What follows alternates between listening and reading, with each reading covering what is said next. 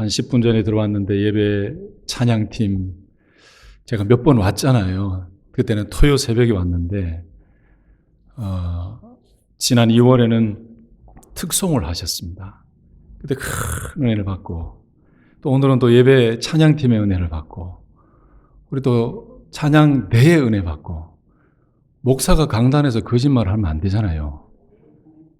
아무 반응도 없는지 모르겠어요. 전 진심으로 은혜 받았어요. 그리고 제가 유튜브로 목사님 설교, 찬양대 영상을 자주 보거든요. 목사님 말씀하신 대로 정말 은혜가 있습니다. 예, 진짜 은혜가 있습니다. 저는 음악은 전공하지 않았지만 음악을, 찬양을 좋아하는 사람으로 딱 소리만 들으면 제 마음에 울림이 와요. 제가 먼저 오늘 은혜 받은 것 하나님께 감사하고 우리 찬양팀, 찬양대 다시 한번 감사드리고 앞으로도 다윗의 찬양대처럼 하나님의 영광을 선포하는 강력한 능력의 찬양팀으로 찬양대로 승리하시기를 축복합니다. 또 왔습니다. 불러주셔서 말씀 전하러 왔는데 오늘도 부족한 제가 말씀을 준비한 말씀을 전할 때 함께 은혜 나누고 또 함께 하나님을 바라볼 수 있는 그런 은혜가 있기를 예수님의 이름으로 축복합니다. 오늘은 제가 좀 편하게 제목 설교, 주제 설교를 좀 하려고 합니다. 오늘 좀 편하게 설교를 하려고 하는데 여러분들도 마음을 좀 편안한 마음을 가지시고 저 모습이 아닌 하나님의 말씀 앞에 우리가 다 같이 좀 올인할 수 있도록 마음과 뜻과 정성을 다해 하나님 바라보시면 좋겠습니다. 여러분, 우리가 아버지를 아버지라고 부를 수 있고 어머니를 어머니라고 부를 수 있는 것이 이게 얼마나 큰 은혜인지 아십니까? 저는 장로님, 권사님의 아들로 태어났지만은 예수님을 인격적으로 제대로 영접하기 전에는 가끔, 아니 자주 부모님을 원망했습니다. 뭐 하시려고 자녀는 7명이나 낳아가지고 할머니까지 살아계시고 할아버지는 제가 태어나기 전에 바로 직전에 돌아가셨으니까 9명이 생활하는데 왜 사람이 좀 꾀를 부리고 머리도 좀 쓰고 거짓말도 좀 하시고 그러면서 살면은 떵떵거리면서 돈도 벌고 돈도 뒷공무니로 넣고 할 건데 맨날 하시는 말씀이 하나님 앞에 신실하게 믿음으로 정직하게 예배 중심, 교회 중심, 말씀 중심 늘 그것만 외치시는 거예요. 어린 마음에 너무 싫었어요.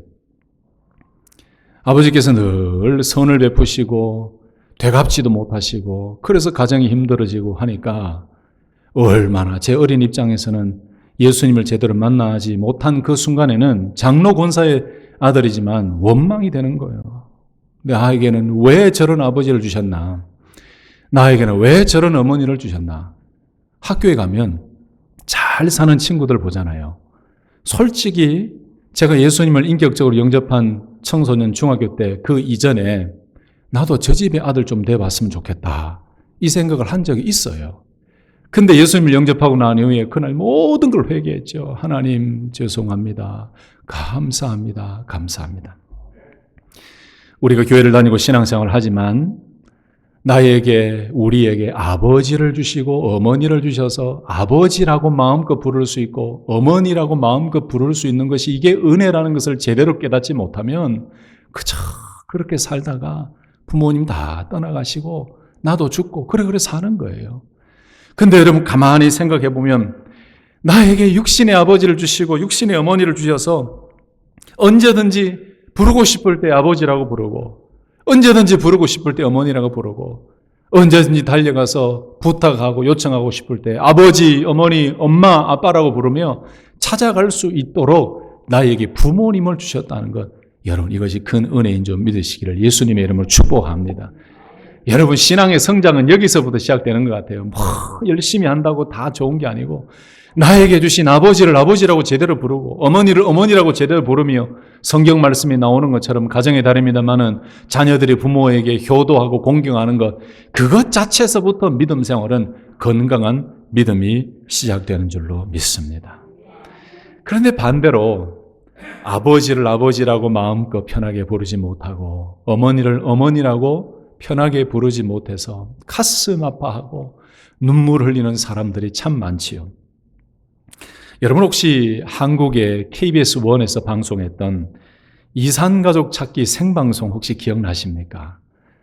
미국에 이민 오신 지 오래되셔서 그 방송을 보지 못하신 분들도 있겠지만 저는 제 머릿속에 아직도 생생하게 기억이 납니다. 그때 많이 울려 퍼졌던 노래 혹시 기억나십니까? 누가 이 사람을 모르시나요? 오늘 음이 이상하네. 너무 긴장을 했나? 누가 이 사람을 모르시나요?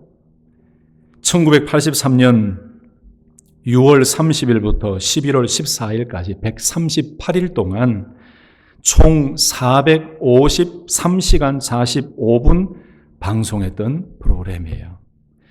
여기에 이 방송을 위해 동원된 방송국의 인력만 해도 1000여 명이 넘습니다. 방송 기간 동안 이산가족 5만여 명이 여의도를 찾았고요. 방송에서는 10만 952건이 접수가 되었고 그 중에 5만 3,536건이 방송되고 결과적으로 1만 189 가족이 제외하는 그런 놀라운 은혜가 있었어요. 그래서 여러분 방송국 안에 들어오지 못해서 밖에서 이 팻말을 만들고 글자를 써서 이런 사람 아십니까? 전국의 방송을 연결해서 이제 대면을 하지요. 화면으로 대면을 하는데 특징을 묻습니다. 언제 남으로 왔느냐? 그 다음에 어디에 점이 있느냐? 뭐가 다친 상처가 있느냐? 그렇게 얘기는 어머 맞다 우리 오빠가 맞다 우리 아버지가 맞다 그러면서 얼싸안고 온 국민이 눈물을 흘렸죠. 왜 이 프로그램이 그렇게 온 국민의 마음에 눈물을 흘리게 만들고 그 정말 큰 감동의 방송이 되었을까요? 남북이 갈라지면서 고향에 가지 못하고 아버지를 아버지로 제대로 부르지 못하고 보고 싶어도 제대로 보지 못하는 그런 슬픔과 아픔에 있는 그 이산 가족들을 헤어진 가족들의 재회, 그 상봉을 위해서 방송국에서 그 프로그램을 하면서 사실 저는 개인적으로 생각할 때 그 프로그램이 한국을 새롭게 하는 아주 좋은 영향력 있는 프로그램이었다고 생각합니다. 또 아버지를 아버지라고 제대로 부르지 못하는 경우가 참 많지요. 제 주변에도 그런 분들이 있었습니다. 장손의 아들 집에서 아들을 낳지 못해서 동생의 아들을 데리고 와서 우리 아들로 삼고 그렇게 지낸 가정들을 저는 여러 가정을 봤어요. 이 아들이 성장해서 그 가족의 이제 옛 이야기를 알게 되지요. 내 진짜 나를 낳으신 아버지는 삼촌이라고 작은 아버지라고 하는 저분이 나의 아버지시구나.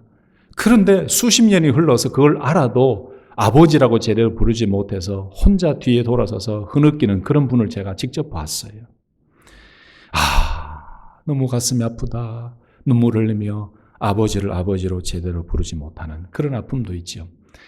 여러분 또 홍길동전을 아십니까? 최초의 한글로 쓰여진 소설로 알고 있는데 허균의 홍길동전을 보시면은 이 홍길동이라는 신분도 서자죠, 서자. 원래 이 홍길동전이 조선시대에 이 신분사회, 여러 가지 부패, 부정을 비판하기도 하고 그래서 많은 사람들에게 참 좋은 인기를 누렸던 소설입니다, 소설. 근데 여기에 좌의정의 벼슬을 하고 있던 홍문이라는 사람, 아버지지요. 근데 꿈을 꿉니다. 꿈을 꾸는데 보통 꿈이 아니에요. 그래서 참 범상치 않은 그 꿈을 꾸고 난 이후에 아내에게 우리 아기를 하나 가지면 어떻겠습니까? 그랬더니 이 아내가 거절합니다. 그래서 춘섬이라는 종과 관계를 맺어서 낳게 된 아들이 홍길동이에요. 그 옛날 조선시대를 보면 신분 사회가 많았잖아요. 양반이 있고 천민이 있고 양반도 아니고 천민도 아닌 사람이 중민이에요. 그런데 이렇게 첩의 아들을 가리켜서 서자라고 해요. 그러니까 어떻게 보면은 홍길동이 서자지요. 이 서자는 관직에도 오를 수 없고 또 자기의 아버지를 알면서도 제대로 아버지라고 부를 수도 없고 여러 가지 어려운 상황에 있는데 그때의 이 홍길동전의 이야기 가운데 홍길동이 이렇게 한탄하는 한 부분이 나옵니다. 대감께서 애초에 천한 길동을 위하여 아버지를 아버지라 부르게 하고 형을 형이라 부르게 하셨다면 이렇게 되지는 않았을 것입니다. 그러나 지나간 일을 말해봐야 무슨 소용이 있겠습니까? 이제 저를 묻고 서울로 올라 보내십시오. 이 참 재밌어요. 지금 봐도 재밌고 어릴 때 보고 학생 때 봤던 그 이야기도 재밌고, 아무튼 여러분, 우리가 사는 이 세상은 아버지를 아버지라고 마음껏 부를 수 있고 그렇게 사는 사람들도 있지만 마음껏 부르지 못하여 눈물 흘리고 가슴 아파하는 많은 사람들도 있습니다. 다시 한 번 더 여러분을 축복하고 싶습니다. 사랑하는 성도 여러분, 우리에게 아버지를 주시고 어머니를 주신 하나님께 먼저 감사하시고, 아버지를 아버지로 부를 수 있도록 은혜 주시고 어머니를 어머니라고 부를 수 있는 은혜를 주시고 가정을 주심에 감사하며 살아계실 때, 또는 하나님 앞에서 믿음의 삶을 살아갈 때에 더 하나님 아버지 안에 부모님을 주셔서 그 부모님을 사랑하는 마음으로 고백하시고 감사하시기를 예수님의 이름으로 축복합니다. 저도 어릴 때는 잘 이해 못했다 그랬죠. 근데 자라면서 예수님을 만나면서 아버지 부모님이 얼마나 감사한지 몰라요. 8년 전에 저희 어머님 소천하시고 아버지는 좀 오래전에 소천하셨어요. 부모님 추모일이 되면은 한국에 있는 가족들이 다 모여서 예배를 드립니다. 제가 한국에 있었으면은 제가 다 모이자고 해서 제가 다 예배를 인도하고 할 것인데 가지 못하니까 참 마음이 아파요. 최근에 또 아버지 추모일을 맞이해서 가족들이 모여서 사진을 이렇게 보내왔는데, 저는 뵙고 싶어도 이제 더 이상 뵙지를 못해요. 천국에 가서 뵈야 돼요. 아버지라고 부르기는 많이 부르지만은 제가 아버지라고 부르는 그 육신의 목소리를 아버지는 듣지를 못하시죠. 다 효도하고 싶어서, 열심히 더 효도하고 싶어서 좀 준비를 한다 싶으면 부모님은 다 떠나고 계시지 않는 것. 참 그때 목회자지만 제 마음에 참 아쉽기도 하고 또 기도가 되기도 합니다. 그런데 여러분, 우리에게 이런 육신의 아버지와 육신의 어머니를 주신 것도 이렇게 감사하고 아버지를 부를 수 있다는 것이 이렇게도 감사한데, 우리에게는 또 한 분의 아버지가 계십니다. 우리의 육신의 아버지는 다 먼저 세상을 떠나시지요. 다 헤어짐이 있습니다. 그러나 우리 믿음의 성도들에게는 영원하시고 변하지 않으시는, 전능하시고 창조주시고 살아계신 하나님 아버지가 계시는 줄로 믿습니다. 우리가 예수 믿고 구원 얻은 성도들이 하나님을 아버지라고 부르는 이 일이 또 얼마나 감사하고 놀라운 일입니까? 제가 증명해 보일게요. 갈라디아서 4장 6절 7절 말씀 보시면, 너희가 아들임으로 하나님이 그 아들의 영을 우리 마음 가운데 보내사 뭐라고요? 아빠 아버지라 부르게 하셨느니라. 아바 아버지라 부르게 하셨느니라. 7절에 보시면, 그러므로 내가 이후로는 종이 아니요 아들이니 아들이면 하나님으로 말미암아 유업을 받은 자니라. 아멘. 확실하게 나왔죠. 하나님의 영을 우리에게 우리 마음 가운데 보내셔서 우리가 아바 아버지라고 부를 수 있게 되어 있어요. 제가 이 성경을 모를 때는 누가 저에게 물어요.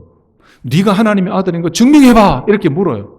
제가 어릴 때 청소년 시절에 이 성경을 제대로 모를 때는 야, 이거 어떻게 증명하지? 큰일 났네. 그냥 내 감정으로 나는 믿음이 있어라고 이야기하면 이 친구가 안 믿어요. 그런데 어느 순간 이 성경 말씀을 읽고 이 말씀 속에서 맞다!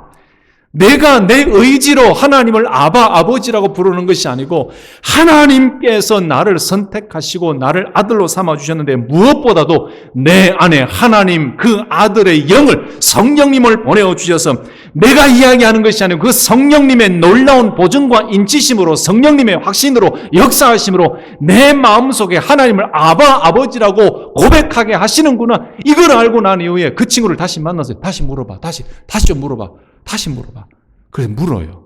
그래서 제가 이 딸딸딸 외웠던 이 말씀 가지고, 이래서 내가 하나님을 아바 아버지라고 이야기하는 거야. 알겠니? 확신 있게 얘기했더니요, 이 친구가 그 다음부터 교회나 신앙들 묻지를 않아요. 제가 너무 확실하게 얘기를 해버려가지고. 성도 여러분, 지금도 우리에게는 성령님을 보내주셔서 우리 의지나 사람의 학식이나 또는 학습이나 지식이 아니라 그 하나님의 아들의 영, 그 하나님의 영, 성령님을 통하여 우리에게 하나님 아버지가 살아계시고 창조주 하나님이시고 영원하신 아버지 하나님이심을 고백하게 하심을 믿으시고 그 하나님 아버지께 감사하고 늘 부르짖는 믿음의 성도님들 되시기를 예수님의 이름으로 축복합니다. 로마서 8장 14절, 15절, 16절, 17절에도 똑같이 이야기해요. 너희는 다시 무서워하는 종의 영을 받지 아니하고 양자 영을 받았으므로 우리가 아빠, 아버지라고 부르짖느니라. 여러분, 이게 얼마나 감사해요. 육신의 아버지를 주시고 어머니를 주시고 부모님 주신 것도 감사하지만 영원하신 하나님 아버지를 내가 아버지라고 부를 수 있다는 것이, 이 사실을 세상 사람들이 알겠느냐 이 말이에요. 그 하나님께 언제나 나아가서 언제든지 하나님을 만나러 갈 때에 아버지라고 부르고 하나님이라고 부를 수 있는 이것이 얼마나 감사합니까? 여러분, 그래서 성경에 부르짖는다, 찾는다, 부르는다, 부르는 자, 이런 단어들이 많이 나와요. 이것이 얼마나 중요한지 아십니까? 로마서 10장 13절 말씀에 누구든지 주의 이름을 부르는 자는 구원을 받으리라 그랬어요. 여러분, 주의 이름을 부른다는 것은 주의 이름을 믿는다는 것이고 주님을 영접한다는 것입니다. 이것을 한 걸음 더 나아가서 주의 이름을 부른다라는 표현으로 사용했는데, 이것처럼 우리가 주의 이름을, 하나님을 아버지라고 부르는 그 자체는 이미 우리 가운데 하나님께서 믿음의 선물을 주시고 우리에게 영원한 하나님께서 아버지가 되심을 확신을 주셨기 때문에 우리는 하나님을 언제든지 아버지라고 부를 수 있습니다. 할렐루야. 근데 여러분, 교회 신앙생활을 하면서도 가끔은 성도들이 하나님을 아버지라고 제대로 부르지 못할 때가 있습니다. 아니, 목사님, 나는 성도입니다. 나는 교회 잘 다니고 있고 직분도 가지고 있는데 그게 무슨 말씀입니까? 아니, 하나님을 아버지라고 부르지 못할 때가 있다고요? 여러분, 사실이 있잖아요. 내가 은혜 충만하고 은혜를 받을 때는 하나님 아버지를 늘 부릅니다. 하나님께 같이 가까이 나아갑니다. 그런데 어느 순간에 하나님 아버지가 너무 멀게 느껴져요.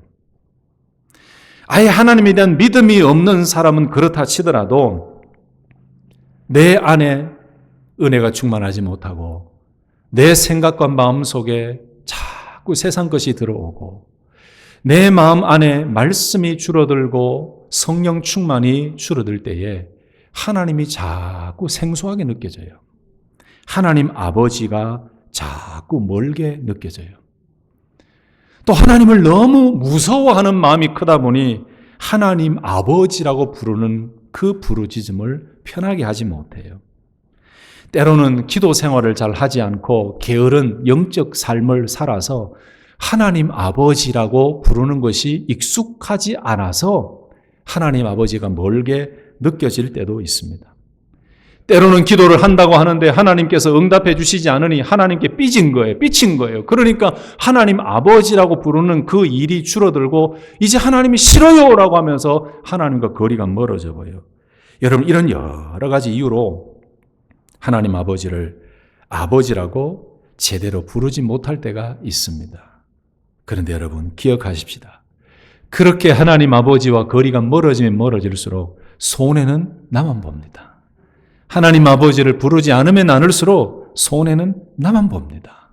힘들고 어렵고 응답이 없고 더디다고 느껴지고 고난과 고통과 여러 가지 핍박이 있다 할지라도 하나님이 여전히 살아계신 내 하나님 아버지이십니다라고 믿고 그런 상황 가운데서도 하나님 아버지라고 부르며 나아갈 때는 하나님께서 우리에게 놀랍게 역사하시고 은혜를 주실 줄로 믿습니다. 이 한 단어가 얼마나 좋아요. 여러분, 기독교의 단어가, 이 성경적인 단어가 한 단어 안에 우리의 모든 것을 담을 수가 있어요. 여러분 한번 보세요. 아버지 세자잖아요.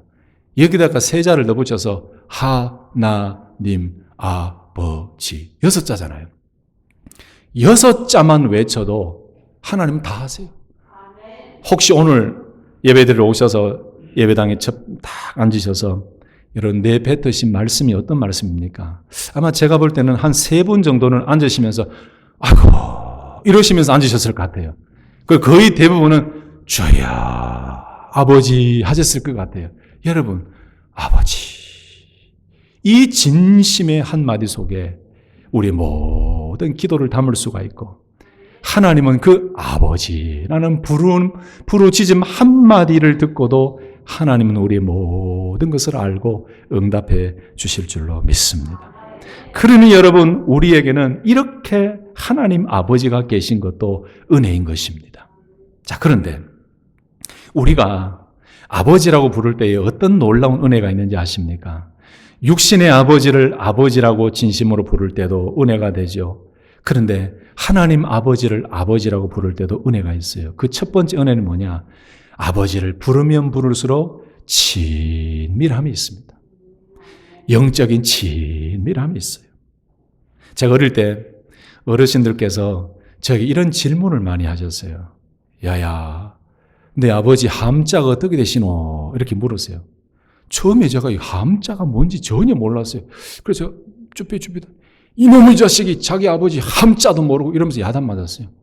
학교에 와가지고 얼마나 화가 나든지 저 할아버지는 저를 알지도 못하면서 나한테 아침부터 학교 오는데 야단을 치고 무슨 이상한 단어를 쓰면서 함자가 어떻게 되느냐.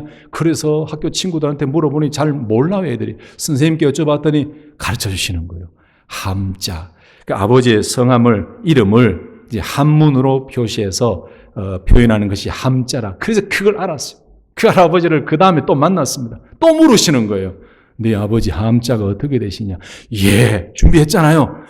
여자, 기자, 덕자입니다. 그래서 얼커니 아이고 잘한다 이러세요. 그러더니 하나를 가르쳐 주세요. 유자에는 자자 뺀다. 성에는 이 last name에는 자를 안 붙이신대요. 유, 기자, 덕자입니다. 한 가지 배웠지요. 제가 그 한자를 배우면서 기자, 덕자, 터기자에 덕덕자이셨어요. 제 아버지. 그러면서 그 전에 영 몰랐던 아버지에 대해서 조금씩 알아가요. 제 모교회가 7년 동안 건축해서 이제 마지막 십자가를 세울 때에 아버지하고 저하고 올라갔습니다. 좀 일본 말인 것 같은데 공구리 그러잖아요. 콘크리트를 치러 십자가 모양의 이 합판을 대고 거기에 이제 막 콘크리트를 넣는 그 작업을 아버지하고 저하고 했어요. 이 꼭대기에 올라가서. 그러면서 제가 아버지께 여쭤봤어요. 아버지, 뭐 하시려고 자녀를 이렇게 많이 낳으셨습니까? 아니, 저를 막내로 낳으셨는데 아들이 그렇게 낳고 싶으셔서 아들을 낳으셨습니까? 그러더니 아니다. 주시는 대로 낳았다. 그러시더라고요. 그러면 저희 형제가 몇 명인지 나오지요. 남매가 몇 명인지 나오지요. 어머니에게 여쭤봤더니 어머니께서는 정말 기도하시면서 하나님께서 은혜를 주셨는데 딸만 있다 보니까 전도하러, 옛날 여러분 조사라는 전도사님 아십니까? 지금은 전도사님 그런데 옛날엔 조사라고 했거든요. 조사님과 함께 복음 전도하러 옆 동네, 아랫 동네, 윗 동네 가는데 빨래를 하던 빨래를 하던 아주머니들이 막 저희 어머니 뒤통수에 대고 욕을 하는 거예요. 저 여자는, 제가 더 심한 표현을 들었지만 표현을 못해요. 저 여자는 아들도 낳지도 못하면서 무슨 예수를 판다고 예수쟁이가 돼가지고 저러냐. 그 얘기를 듣고 저희 어머니께서 작심 기도하셨어요. 하나님, 이거 복음 전파에 이거 너무너무 걸림돌이 되니까 아들 주십시오. 아들 주십시오. 기도했는데 10달째 할 쯤 되는데 하나님께서 꿈을 꾸는 가운데 기도하는 가운데 밝은 빛을 화하게 비춰주시니 그래서 확신을 가졌대요. 아들이다. 낳고 보니 아들. 그래서 제가 그 은혜의 히스토리를 듣고 아버지의 성함을 알고 그러면서 아버지의 그 고향 출생, 그 6.25 전쟁, 베트남전, 또 여러 가지 일제시대 그 고난의 시간을 지나시면서 하나님 붙들고 살아왔던 그 믿음의 이야기를 들으면서 무엇이 생겼냐면은 친밀감이 생겼어요. 여러분, 경상도 아버지들은 말씀 잘 안 하시는 거 아시죠? 저희 아버지 고향은 충청도시인데 경상도에서 오래 사셨기 때문에 크게 말씀 안 하세요.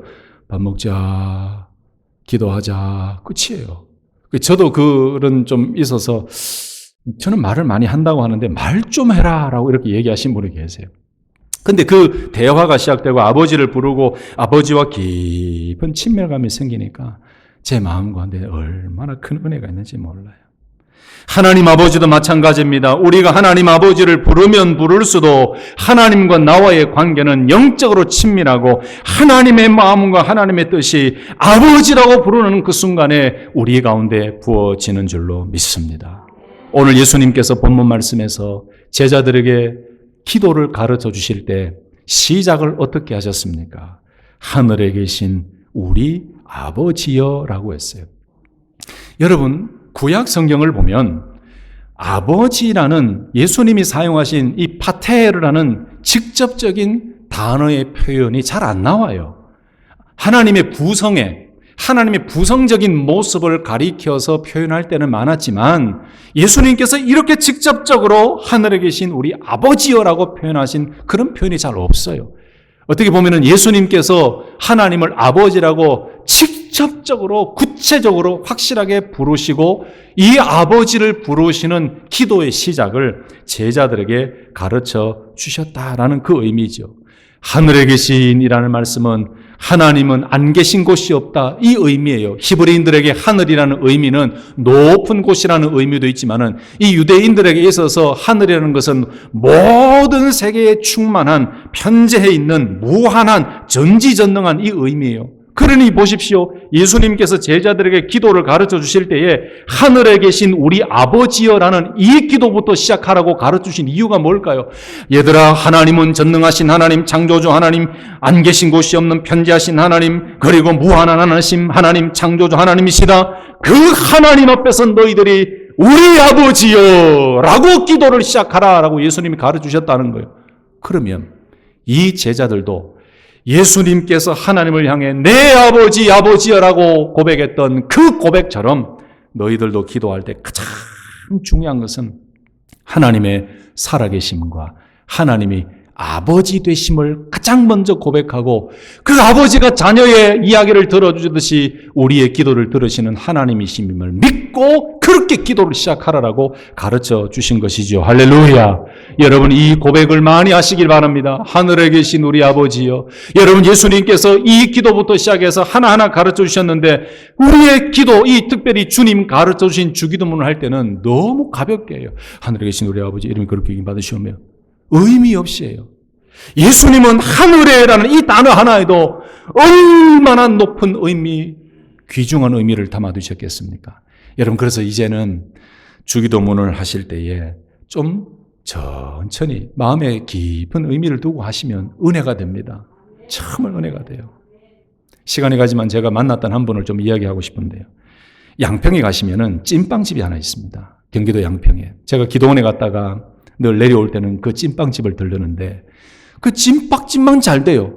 거기 보면 여러 개 찐빵집이 도로 이 양편에 있는데 그 집만 잘 돼요. 희한하다. 올 때마다 여기는 이 집만 잘 되나.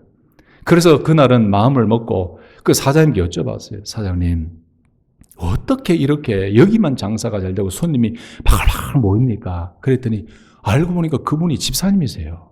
그래서 제가 목사인 걸 알게 됐지요. 목사님, 제 간증이 있습니다. 손님이 계시는 괜찮냐고. 괜찮습니다. 이분이 사업을 하다가 2번, 3번 엄청 어려운, 심하게 망하고 너무너무 고통스러운 그 순간이 있었대요. 그때 하나님 앞에 처음에는 막 따져 물었대요. 하나님, 이게 뭡니까? 이게 뭡니까? 근데 어느 순간 감동을 주시대요. 주님 가르쳐 주신 그 기도할 마음도 안 나고 하나님 원망만 생기는데 어느 순간 주님 가르쳐 주신 그 기도를 머릿속에 꽉 넣어주시더래요. 그래서 그때부터 이렇게 했답니다. 하나, 둘, 셋, 넷.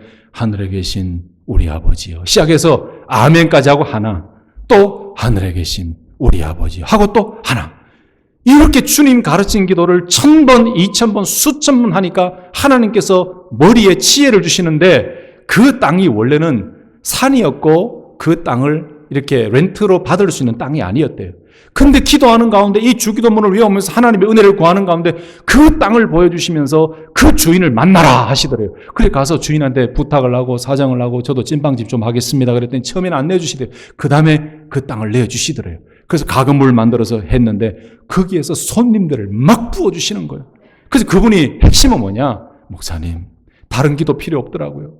하늘에 계신 우리 아버지여라고부터 진심을 다해서 기도하니까 하나님께서 나에게 응답해 주시더라고요. 이야, 여러분, 그것도 저에게 은혜가 되고 맞다.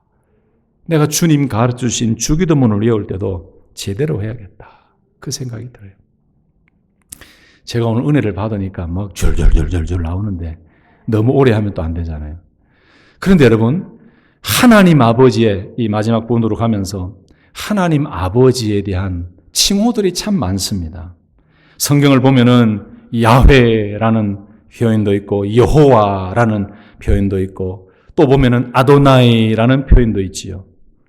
주님, Lord 이런 표현도 있지만은 여러 가지가 있죠. 근데 그 외에 좀 특별한 칭호들이 있죠. 어떤 상황과 사건에 의해서 붙여진 하나님을 향한 칭호들이 있습니다. 여호와 이레라든지 여호와 니시라든지 여호와 삼마라든지 여호와 치두케누, 샬롬, 라파, 로이 이런 여러 가지가 있잖아요.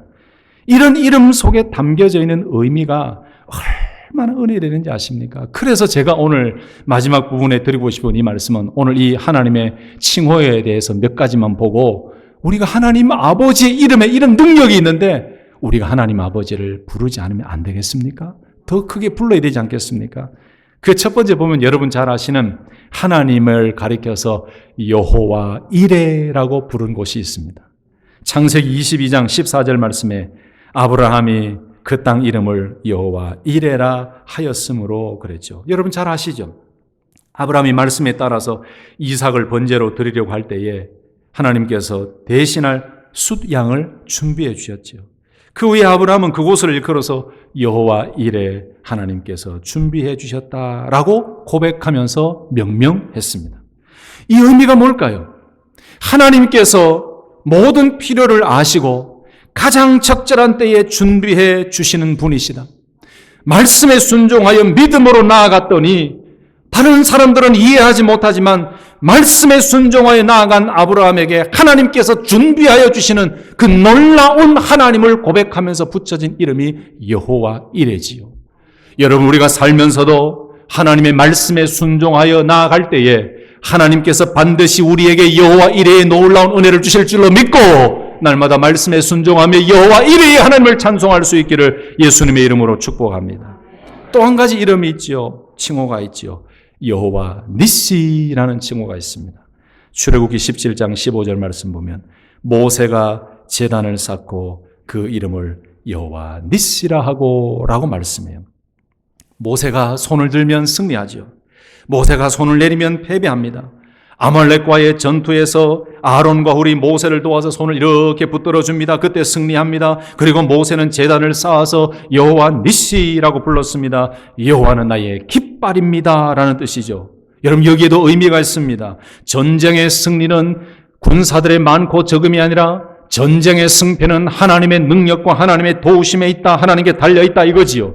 여러분 믿음의 여정 속에서 우리에게 승리를 허락하시는 하나님, 바로 그 하나님이 우리를 승리케 하시는 줄로 믿습니다.